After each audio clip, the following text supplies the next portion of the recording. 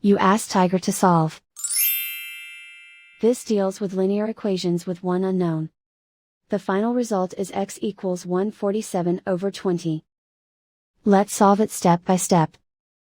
Simplify the expression. Find the greatest common factor of the numerator and denominator. Factor out and cancel the greatest common factor. Isolate the x. Multiply both sides by 49. Group like terms. Multiply the coefficients. Simplify the fraction.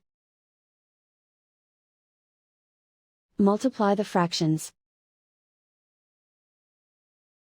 Simplify the arithmetic. And so the final result is x equals 147/20.